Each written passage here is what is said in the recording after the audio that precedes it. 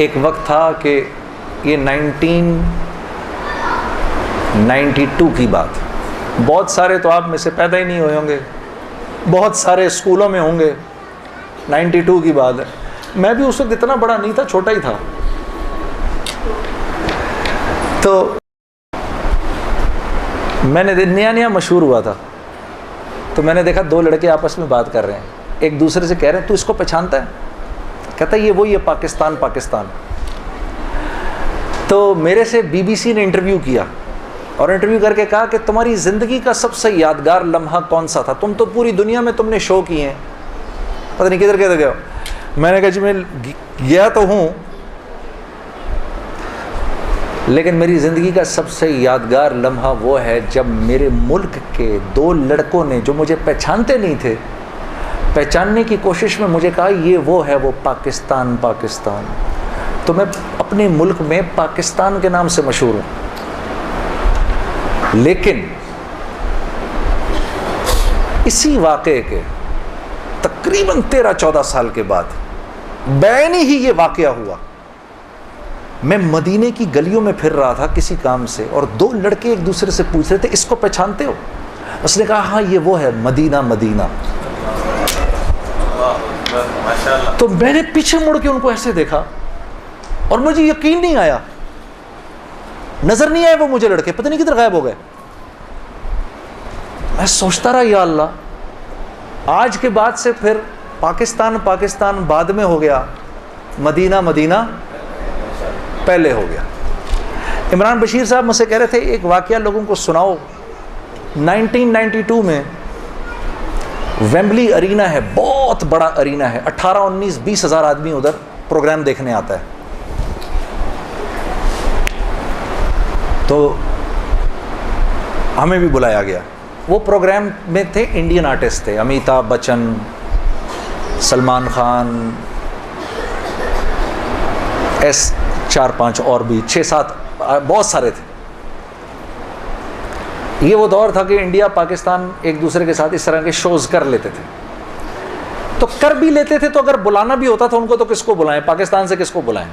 पाकिस्तानी आर्टिस्टों को लोग जानते ही नहीं थे, पाकिस्तानी नहीं जानते थे तो इंडियंस क्या जानेंगे? उनके बड़े बड़े सुपरस्टार्स थे।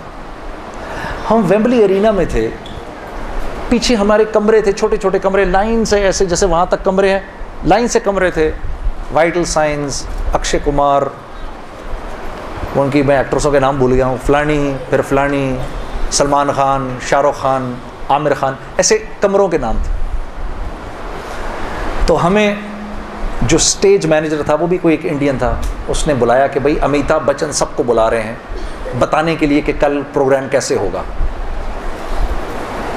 तो हम, मतलब अभी थोड़ी देर में प्रोग्राम होने वाला था, 1.5-2 घंटे में। अब टेंशन भी शदीद कि यार अब ये इंडियन आर्टिस्टों के सामने हम क्या जाएंगे, ये तो इतने मशहूर हैं। खैर हमने कहा यार कोई नहीं, जाते हैं, कोई अपने भी सुनने वाले बैठे होंगे उधर। जब मैं गया हूँ ना तो एक बड़ा सा डोर था, उसके ऊपर ऐसे लिखा हुआ था अमिताभ बच्चन डोर।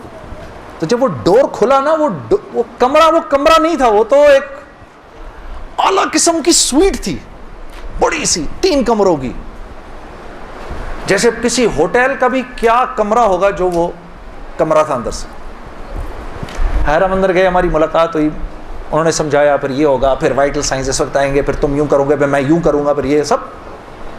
हम वापस आ गए। जब हम बाहर निकलने लगे तो मेरे जहन में आया, क्या कभी ऐसा हो सकता है इस दरवाजे के बाहर लिखा हो वाइटल साइंस? एकदम मेरे दिमाग ने रिजेक्ट कर दिया कि यार कहाँ तुम और कहाँ ये। 2000 जब आई ना, सन 2000, तो बीबीसी ने दिल दिल पाकिस्तान को दुनिया का 3रा सबसे मशहूर गाना करार दिया। पता है आप लोगों को ये बात? शायद कुछ को पता हो, कुछ को ना पता हो। और वोट किसने दिया? आप ही ने दिया। कोई दिल दिल पाकिस्तान कोई वेनेजुएला का रहने वाला तो नहीं सुनेगा, आप ही लोगों ने बोला। उन्होंने कहा पूरी दुनिया में 10 मशहूर तरीन गाने, उसमें से 3रे नंबर पर दिल दिल पाकिस्तान है। तो मैंने उनसे पूछा पहले नंबर पे कौन है? उन्होंने कहा वो एक चाइना का एक फोक सॉन्ग है। तो सिंगर किधर है? उसने कहा सिंगर को तो मरे हुए 300 साल हो गए। और इंडिया का कौन सा है? इंडिया का ये है। उसका सिंगर कहाँ है? उसको भी मरे हुए 200 साल हो गए। और मैंने कहा बाकी किधर हैं? कहना वो जितने भी 10 गाने वाले हैं उनमें से फिलहाल आप ही जिंदा हैं। अच्छा, तो मैं कल्ला ही बंदा जिंदा था। मुझे उन्होंने वेम्बली एरिना में बुला लिया मुझे, चलो एक तो है जिंदा, तू ही आ जा। तो मैं आया ना उस वक्त, तो जब वो उनकी गार्ड वार्ड ले जाके मुझे लेकर किस कमरे में लेकर गए, जिस कमरे के बाहर 8 साल पहले क्या लिखा था और अब क्या लिखा था, जुनेद जमशेद। मैंने वो देखा कमरा, देखते ही मुझे एकदम 8 साल पीछे चला गया मैं। और मैं पहले बाहर खड़ा उसको देखता रहा। मैंने कहा या अल्लाह, ये तो तूने सोचों से भी पहले कर दिया। तबलीग में मैं लग चुका था, मेरे आखिरी दिन थे। आप लोगों से शेयर कर रहा हूँ। फिर मैं गया, मैंने जाके नमाज पढ़ी, उधर 2 रकात पढ़ी, शुक्र किया। मैंने कहा या अल्लाह, मुझे नहीं लगता इस कमरे में कभी किसी ने नमाज पढ़ी होगी। इसी बात को याद कर लें उस दिन, इसी बात पे छोड़ देना मुझे। तो मेरे अजीज़ दोस्तों, इज़्ज़त के ख़ज़ाने मोहम्मद सल्लल्लाहु अलैहि वसल्लम की निस्बत से हैं।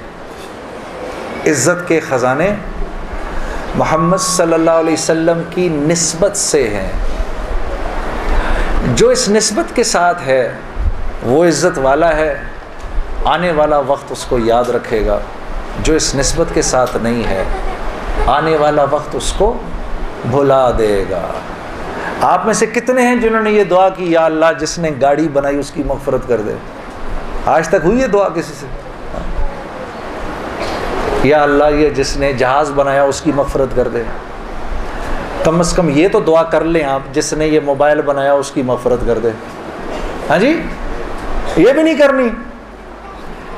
लेकिन हम कहते हैं वसल्लल्लाहु ताला अला खैर खल्क़िही मुहम्मदिन व आलिही व अस्हाबिही, बस वबारिक वसल्लम। कोई दुआ हमारी ऐसी नहीं जिनमें उन सहाबा के नाम ना आए। आज दुनिया में सबसे ज़्यादा मस्जिदों का नाम क्या है? मस्जिद बिलाल, मस्जिद बिलाल। तो याद रखिएगा।